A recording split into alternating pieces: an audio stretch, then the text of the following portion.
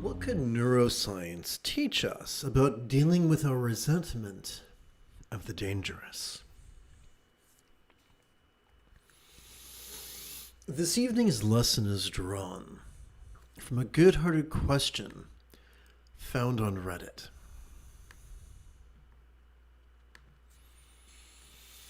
How to deal with anger and hate towards bad people.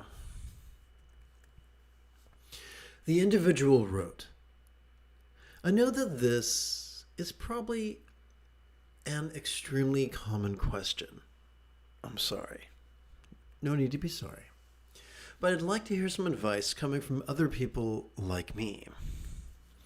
I was raised to strike for justice a lot, and I experience emotions really intensely. So when I see any kind of hypocrisy or of injustice or hypocrisy, I got a little confused there. So when I see any kind of injustice or hypocrisy towards other people, I get so angry and mad at those who are being unfair towards others that I cannot help but hate those people. How do I stop that? How do I deal with all this hate I feel towards them? Let us begin with broad brushstrokes before turning to the fine details. Good evening, Kevin. Greetings and salutations, Kevin and James, and thank you so much for your friendship and attendance and support. First things first, don't buy the bullshit. Ladies and gentlemen, we live in late-stage capitalism where justice and sensitivity, where justice sensitivity is considered a pathology? I know, it's so weird. One of the hallmark characteristics of ADHD is justice and sensitivity. But here's one of the wild things. The strengths of ADHD make one a natural-born leader. Who do you want whose hands firmly grasp the levers of power? Someone who cares about justice, not about profit, but justice. So the very fact, my friend who wrote this, that you struggle with a justice sensitivity so acute that it robs your peace, that's actually a very good thing. And I promise that by the end of this evening's live stream, we'll have specific tools to help you with this. Let's explore the neuroscience of rage and meditation.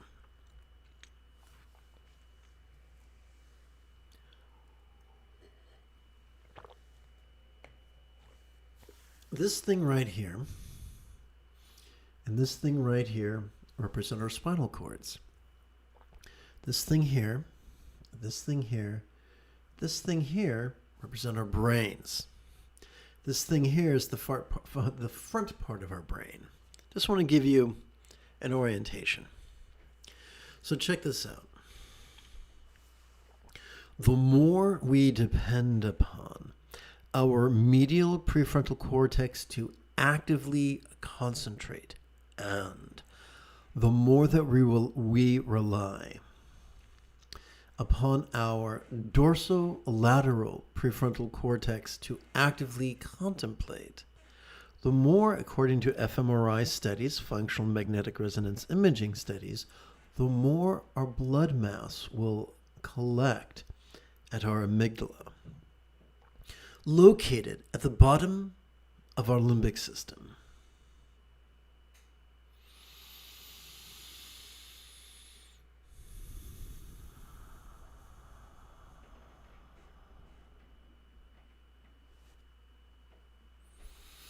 It functions as the seat of both our anxiety and aggression. So one of the great ironies is the more we actively concentrate and the more we actively contemplate, the angrier and more anxious we'll get. Hey, how's about some good news? No worries. when instead of actively concentrating, we passively notice by relying upon the sympathetic nervous system that we have evolved to access during each inhalation,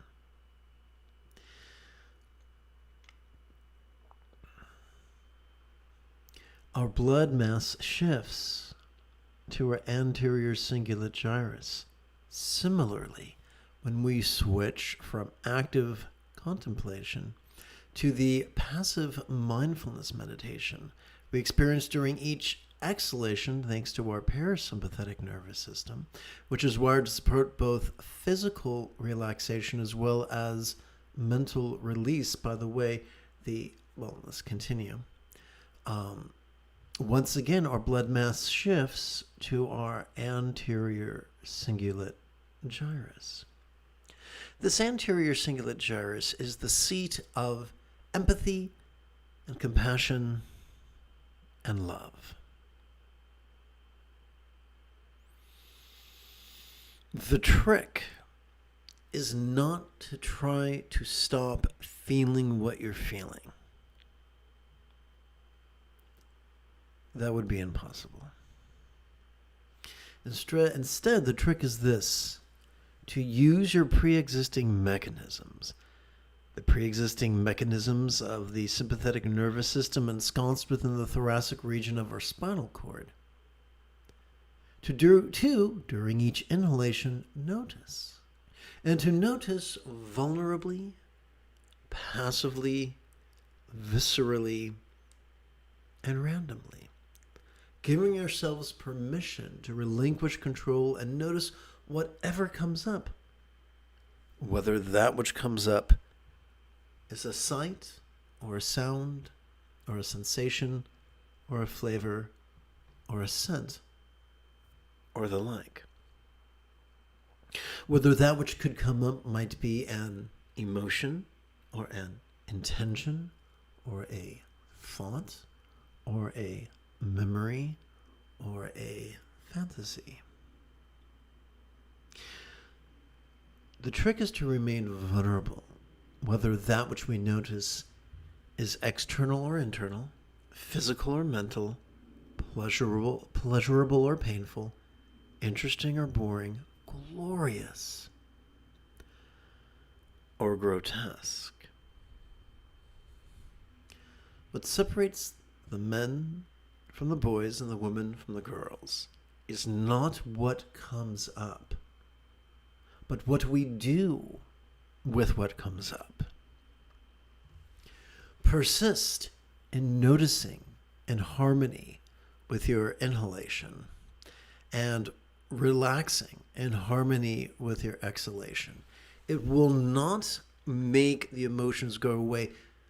For trying to indulge aversion towards aversion is too much like fucking in the name of virginity. Don't get me wrong, it's an entertaining way to spend an afternoon, but it doesn't get us anywhere closer to our goals. By exercising the courage, the intestinal fortitude to notice the rage we feel, and then as we inhale and relax as best we can during our exhalation, our blood will eventually shift from our angry amygdala to our loving anterior cingulate gyrus. It may take a minute, it may take a dozen minutes, it may take a third of an hour, it might take an hour. That's okay. As you know already, the neuroscientific perspective of a habit is a neural pathway. The more we exercise a neural pathway, the stronger and thicker and more resilient it becomes, until eventually we can exercise that skill spontaneously, habitually, easily, and effectively. No. Meditation does not give us a metaphysical lobotomy. I know, I've tried. It doesn't work. But meditation helps us to experience the full spectrum of human emotions.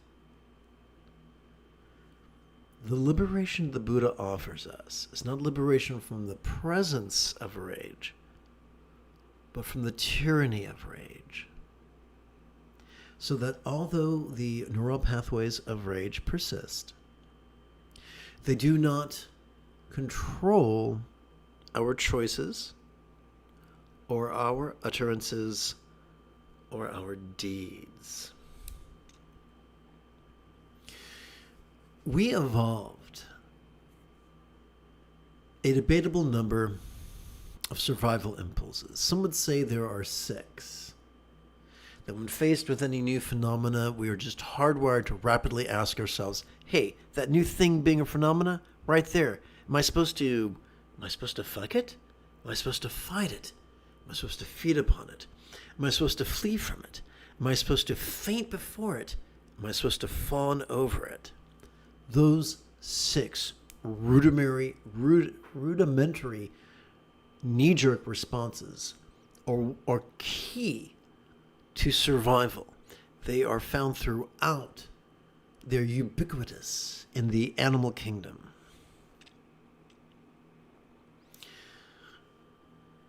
The difference between an adult and a child is not the presence or absence of these survival impulses, but additional abilities to have survival mechanisms without being forever a slave to our survival mechanisms. Yes, being a slave to our survival mechanisms may give us a modicum of short-term pleasure, but it will not give us long-term fulfillment or peace or sustainability. Our short-term survival instincts are influenced largely by our dopamine-oriented reward system. Our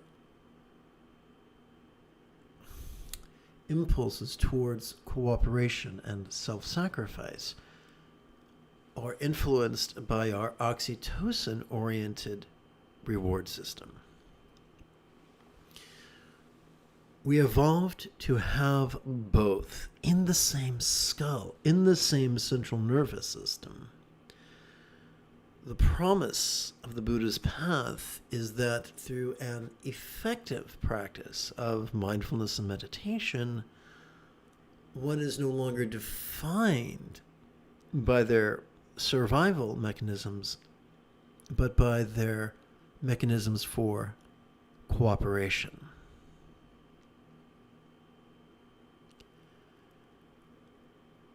We can read the writings of the clever tacticians who have come before us. The writings of Sun Tzu. The writings of Mahatma Gandhi.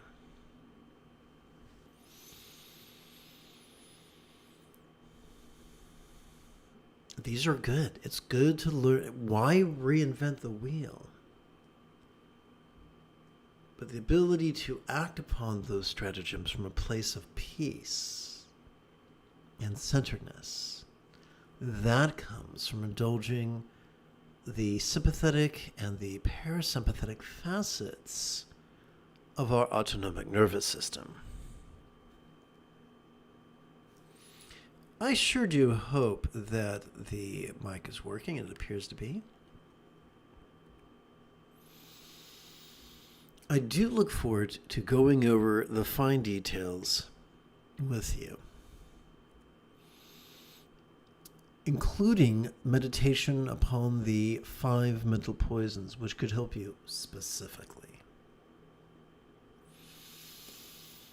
And we can do that. We can begin doing that after approximately 30 seconds of housekeeping.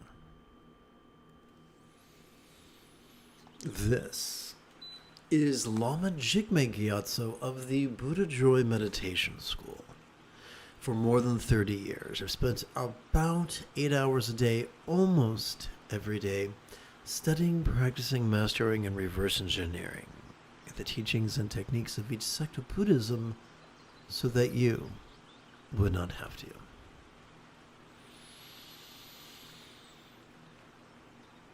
Oh, thank you, Jay. That's helpful. Welcome, my friends, to Meditate Like a Jedi, which is made possible due to the generosity of viewers just like you.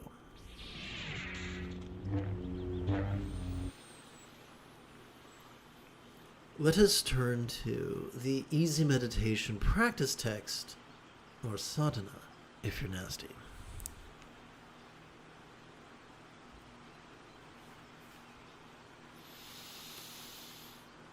Whether you call it Sati Pasadi, Dhyana, Mahamudra, Chan, Proto-Zen, Mahasandhi, Ati Yoga, Dzogchen, or Trekcho, it's still just mindfulness and meditation.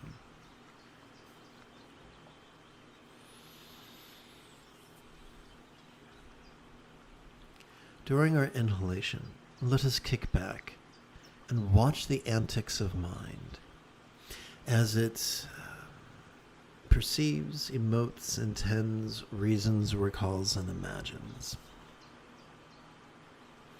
All the while silently and mentally reciting the demonstrative pronoun this. Thank you, Kevin. Someone gets it. To you I send a Yoda high five.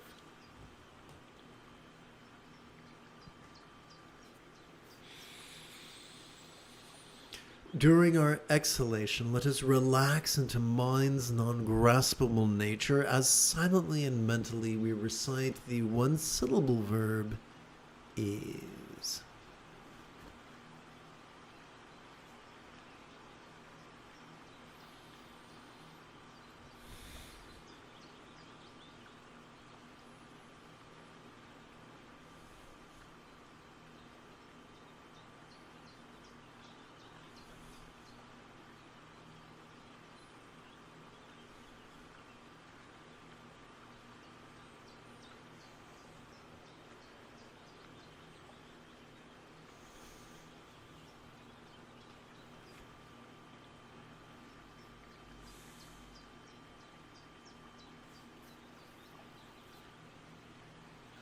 Thank you so much, Kevin, for in addition to the gift, for the emoticon.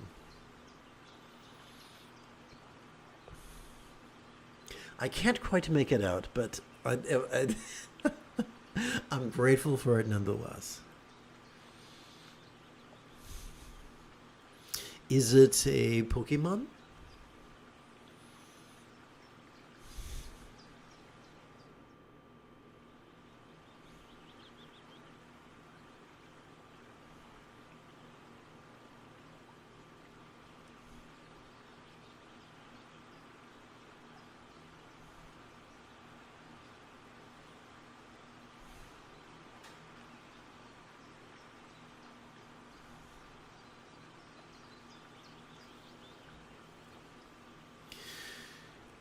For the next few exercises, let us replace the word this with the word tal to remind us to generate a vertical traction between our tush and our head during every inhalation.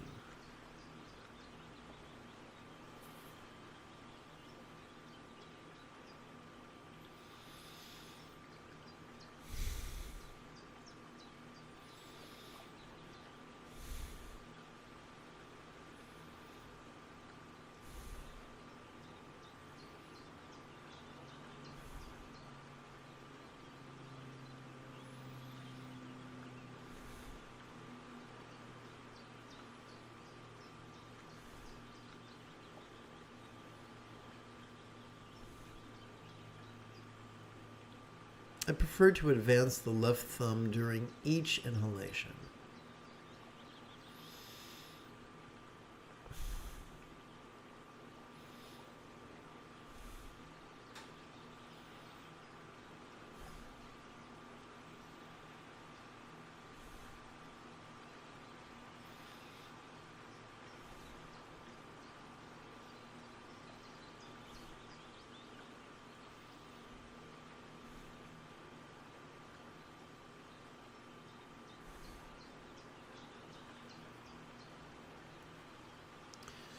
Let us return. Whoopsie.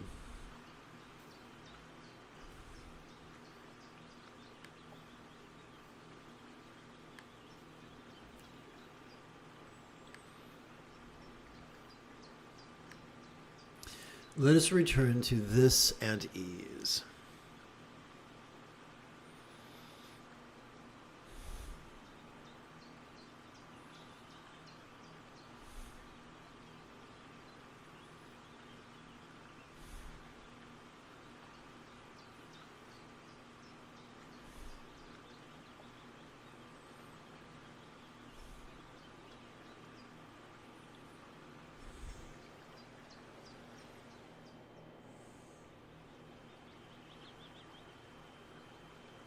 Aha, so I forgot the name of the other kitty cat.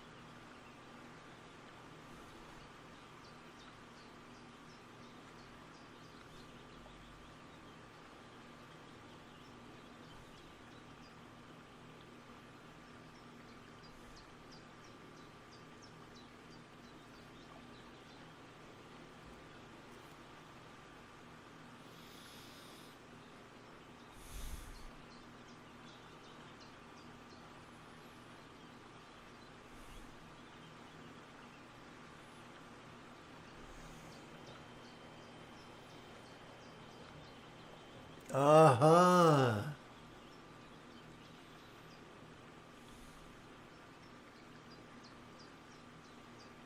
Mr. Teddy.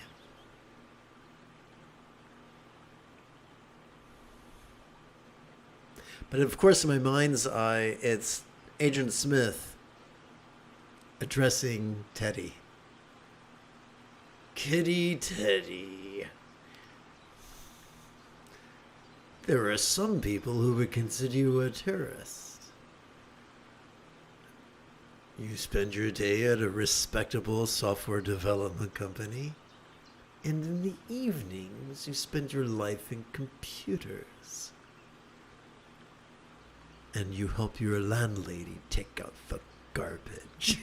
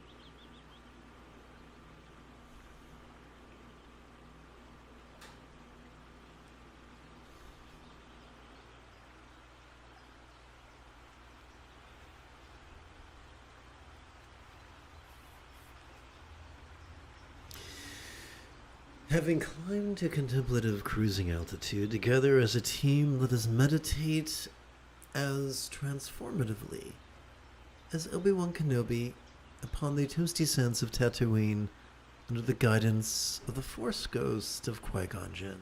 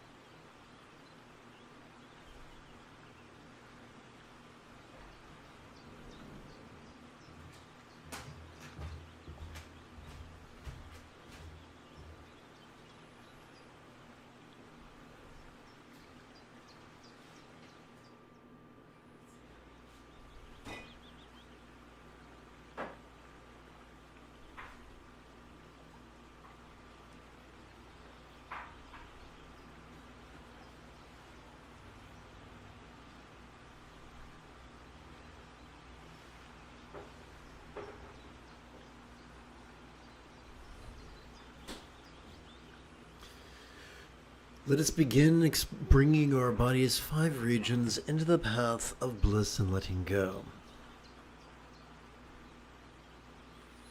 As we breathe in, we can label our lower abdomen womb, and as we exhale, we could continue silently and mentally reciting the one-syllable verb ease.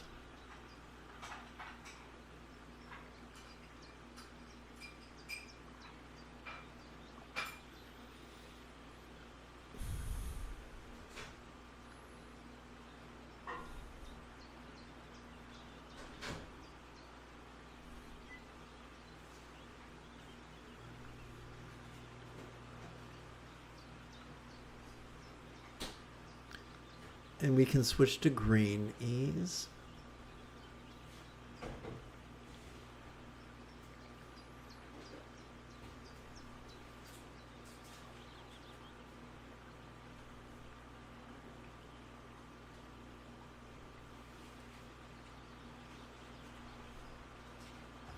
We can work with the syllable, the seed syllable of real or imagined Amoghasiddhi Buddha.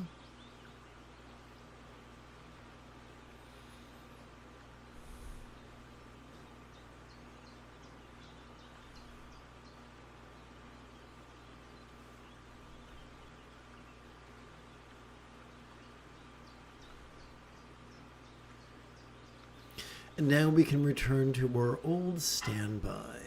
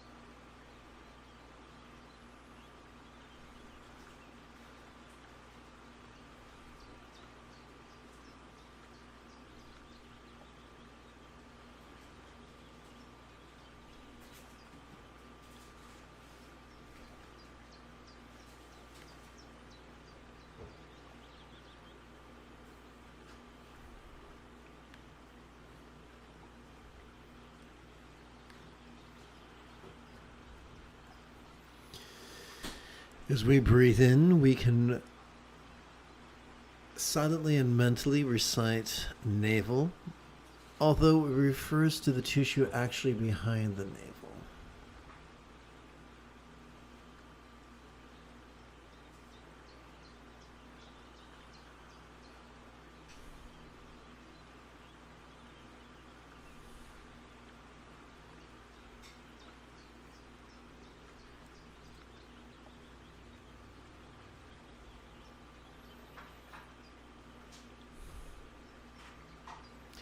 We can refer to the color gold.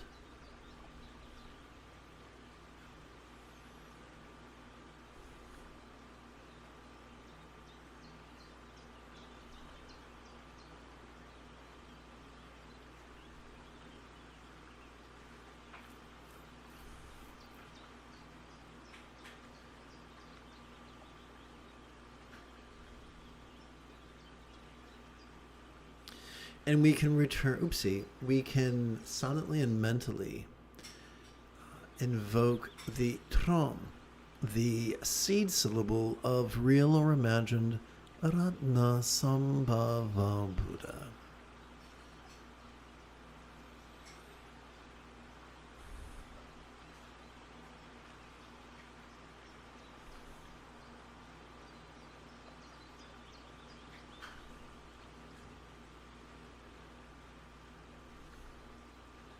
And now we return to the old standby.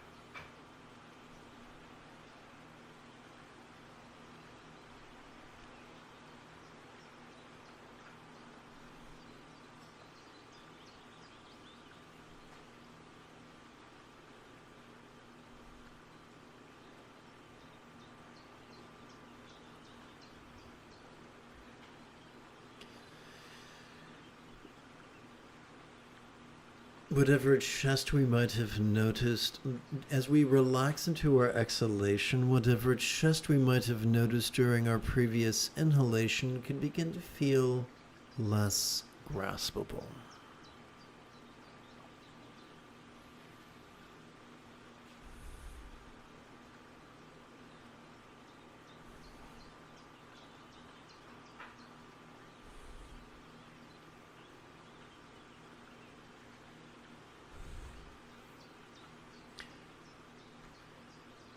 As we relax into our exhalation, whatever blue we might have noticed during our previous inhalation could feel less graspable.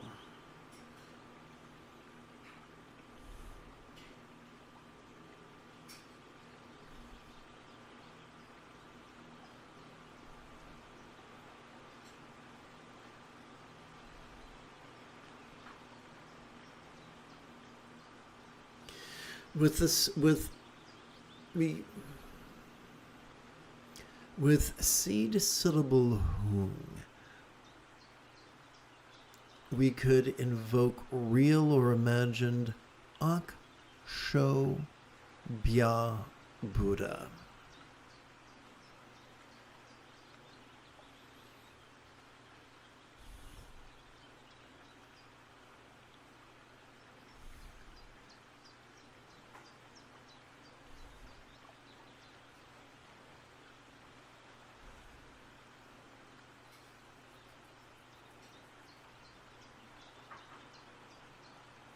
And we return to the spontaneous awareness and release.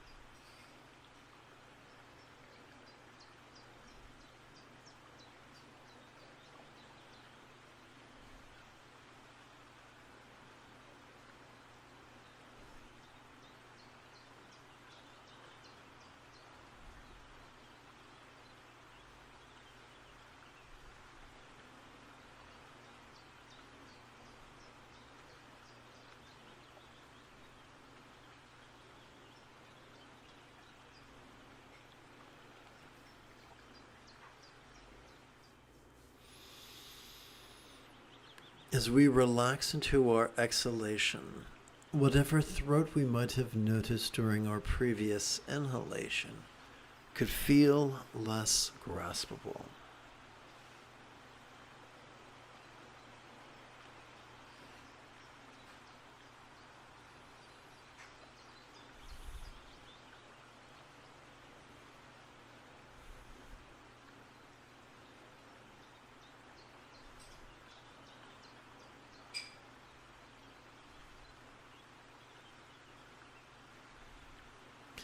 As we relax into our exhalation, whatever red we might have noticed during our previous inhalation could feel less graspable.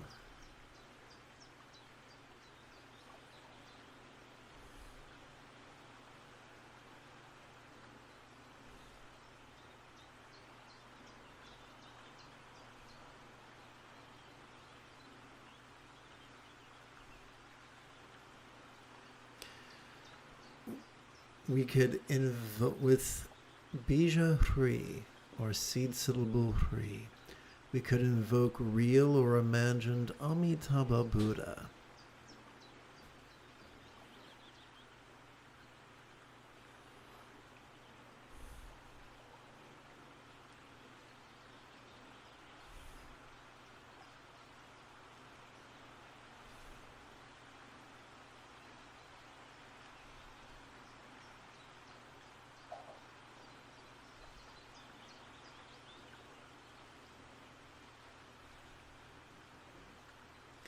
Let's return to spontaneous awareness and release.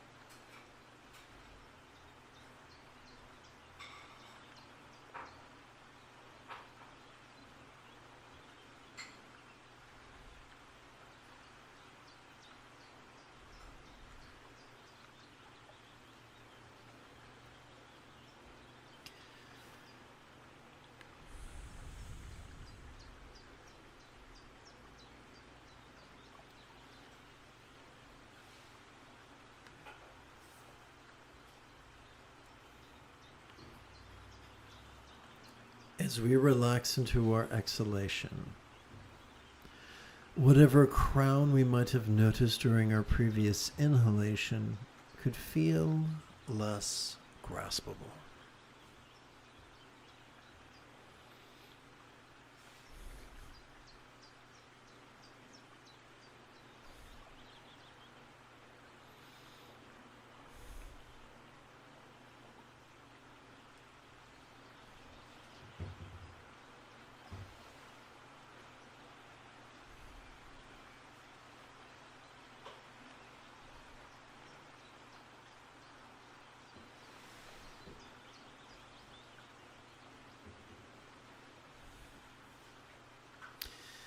As we relax into our exhalation, whatever color we might have noticed during our inhalation could feel less graspable.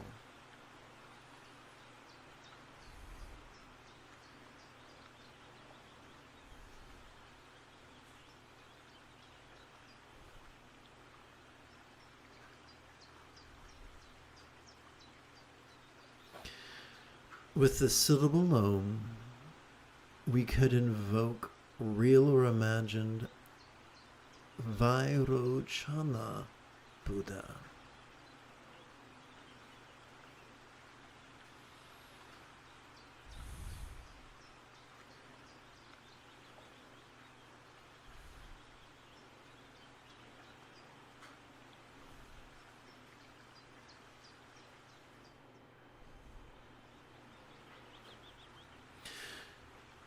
And now let's return to spontaneous awareness and release.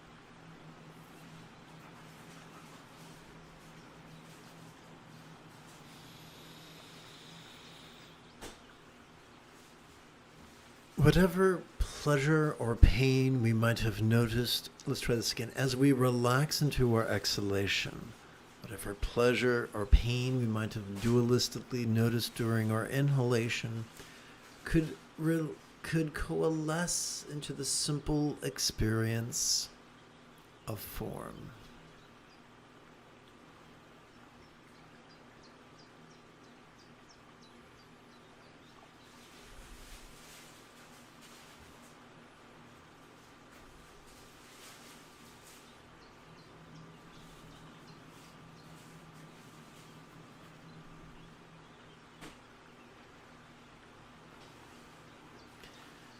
As we relax into our exhalation, whatever dualistic experience of fame or shame could collapse into the simple non-dual experience of mind.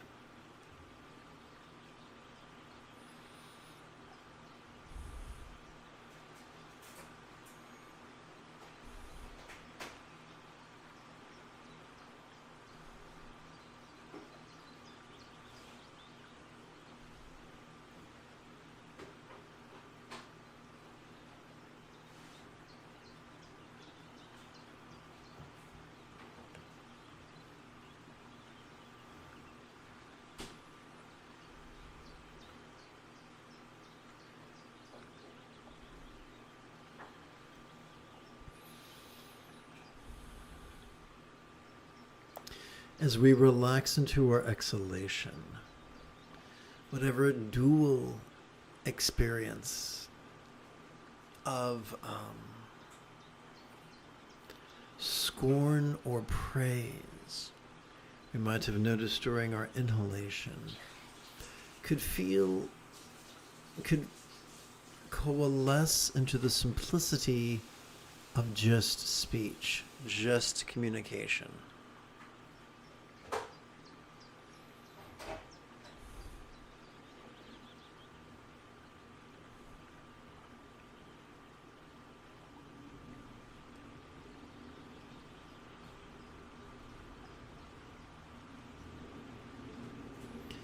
As we relax into our exhalation, whatever dualistic experience of plenty or scarcity, peril or safety we might have noticed during our inhalation could coalesce into the simplicity of our circumstance or our lot.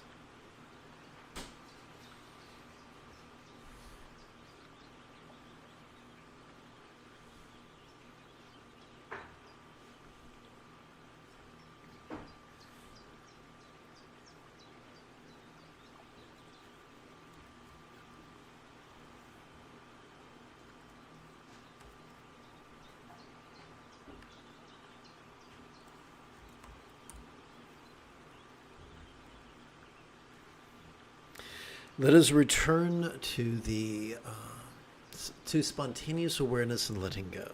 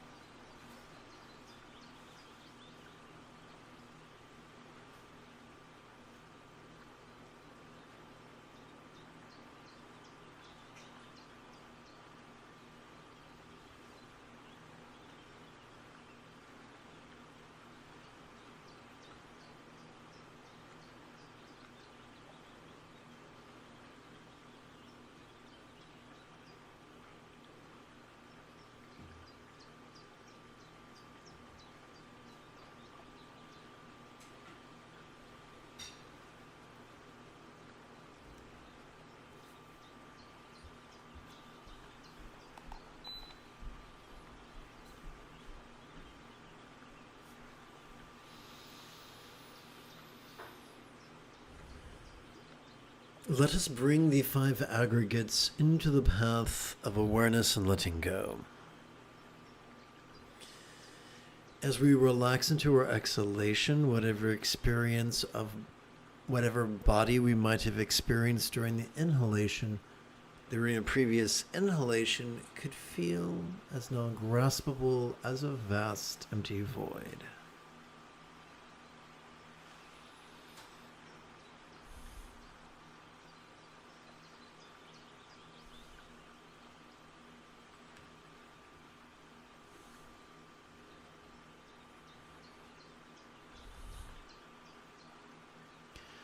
As we relax into our exhalation, whatever sensation of pleasure or pain we might have noticed during our previous inhalation could feel less controlling.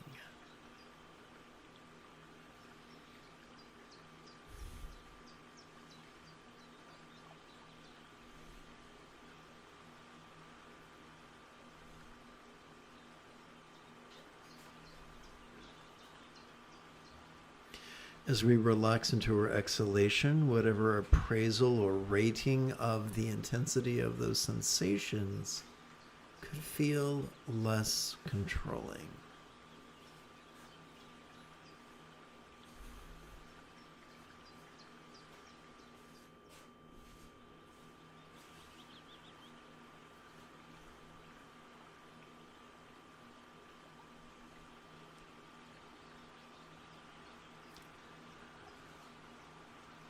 As we relax into our exhalation, whatever survival impulse or drive we might have noticed during our inhalation, such as that to fuck or feed or fight or flee or faint or fawn, could begin to feel less controlling.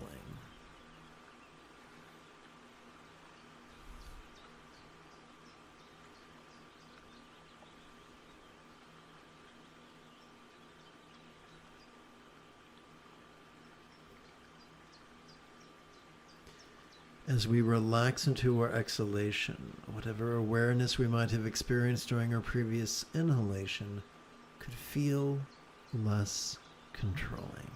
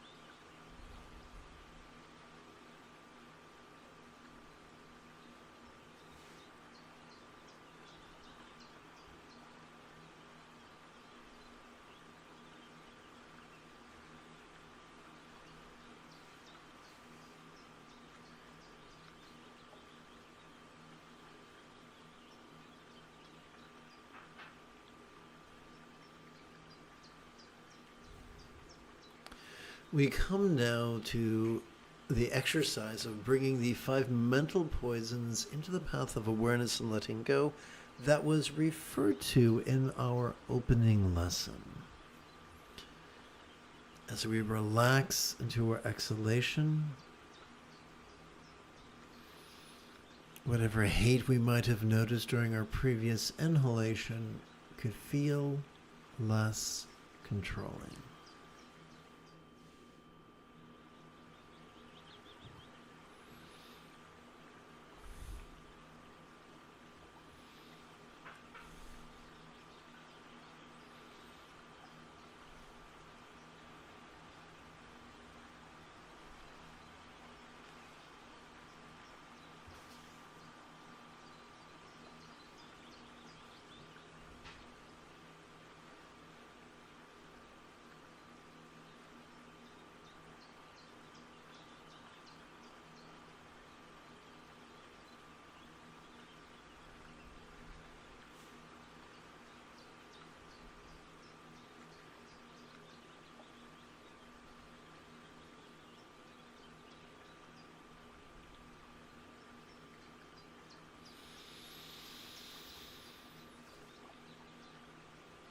As we relax into our exhalation, whatever craving we might have experienced during our previous inhalation could feel less controlling.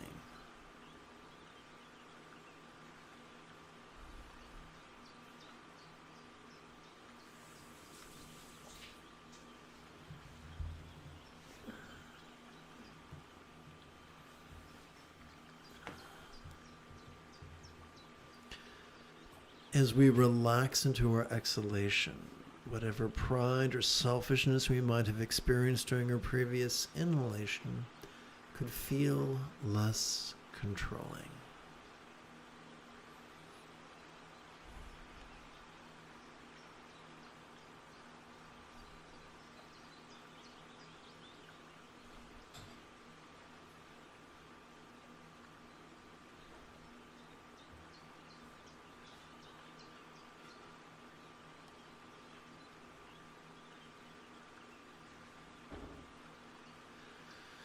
As we relax into our exhalation, whatever jealousy or competitiveness we might have noticed during our inhalation could feel less controlling.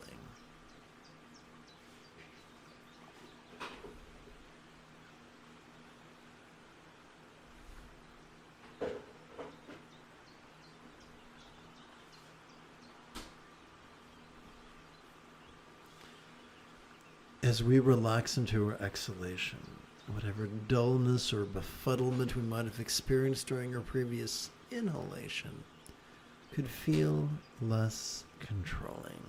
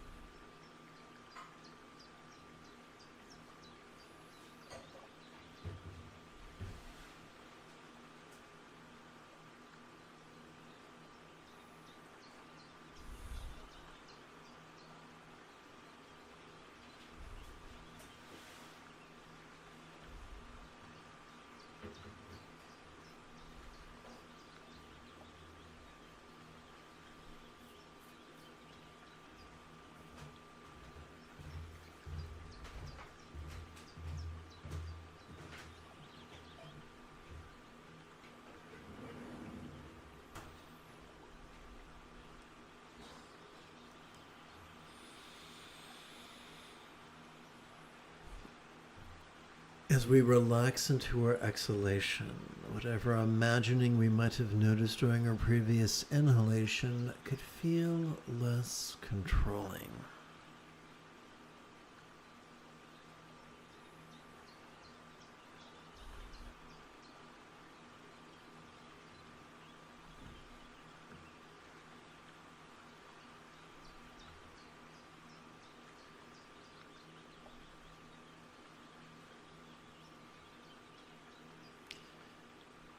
As we relax into our exhalation, whatever recollection we might have experienced during our previous inhalation could feel less defining.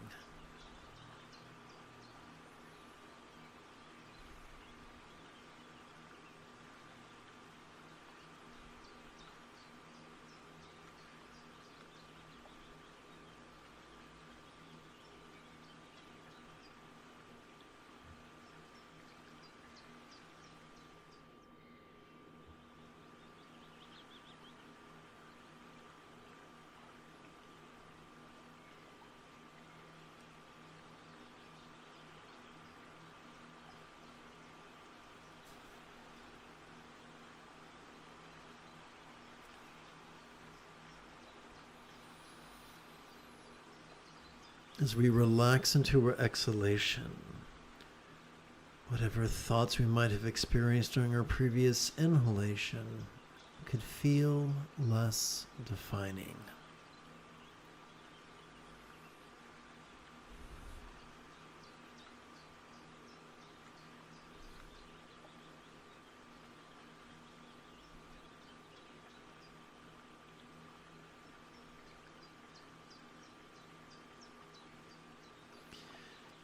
As we relax during our exhalation, whatever intention we might have noticed during our previous inhalation could feel less defining.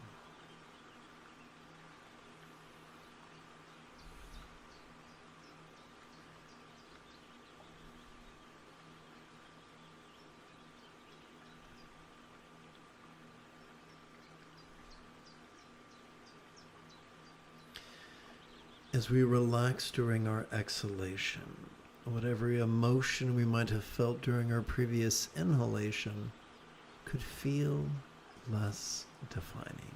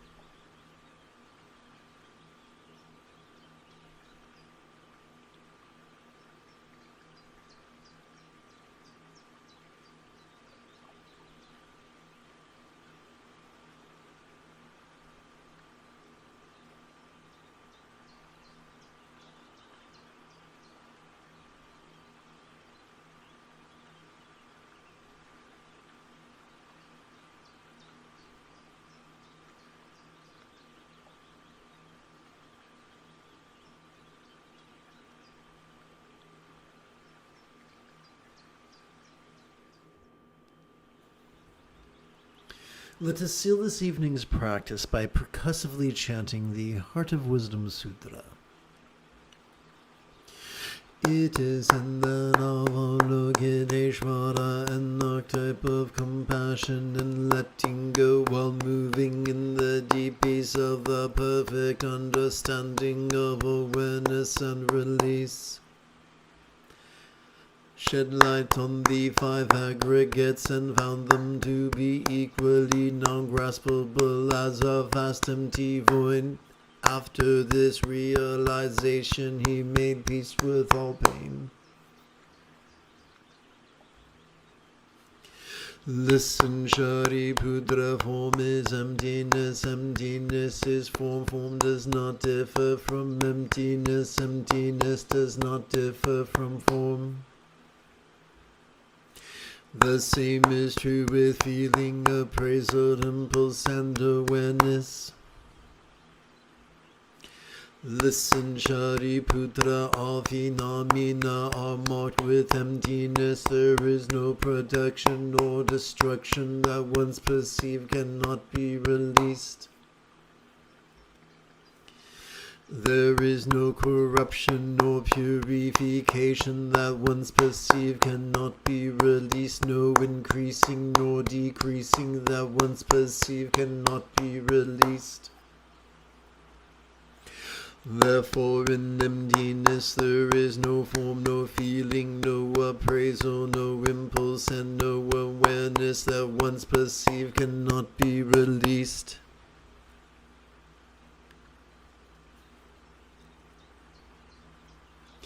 No sensation, no flavor, no scent, no sound, no sight, no phenomena that once perceived cannot be released. No body, no tongue, no nose, no ears, no eyes, no mind that once perceived cannot be released. No feeling, no tasting, no smelling, no hearing, no seeing, no noticing that once perceived cannot be released.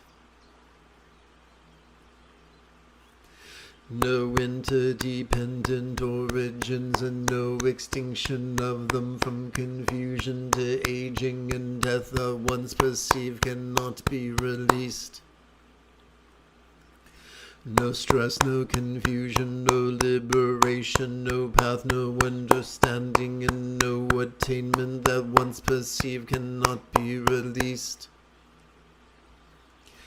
Because there is no attainment that once perceived cannot be released, the Bodhisattva archetypes of awareness and letting go supported.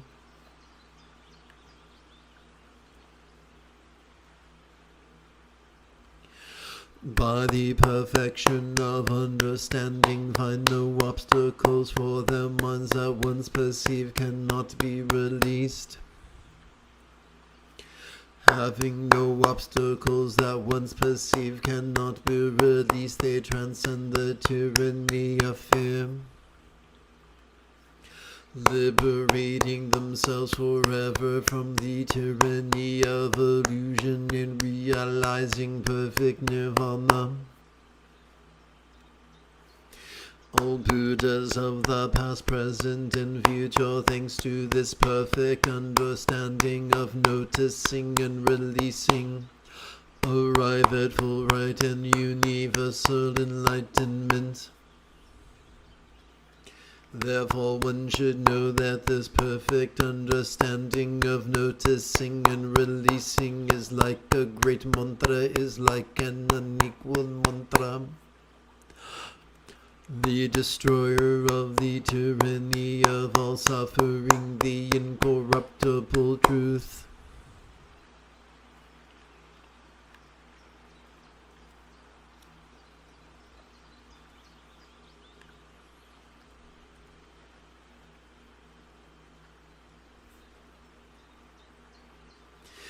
A mantra of Prajnaparamita's perfect wisdom of awareness and release could therefore be proclaimed.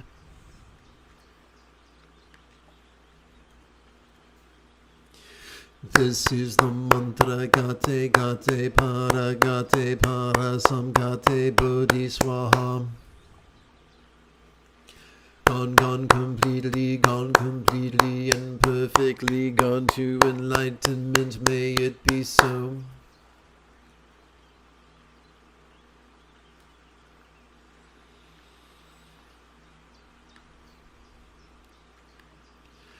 If you feel that I have earned it, you could give this live stream a thumbs up. You could even help support this channel. In approximately 10.5 hours, I would very much like to return to lead tomorrow's early meditation class and group practice. And if you are as geeky as me, may the Force be with you always.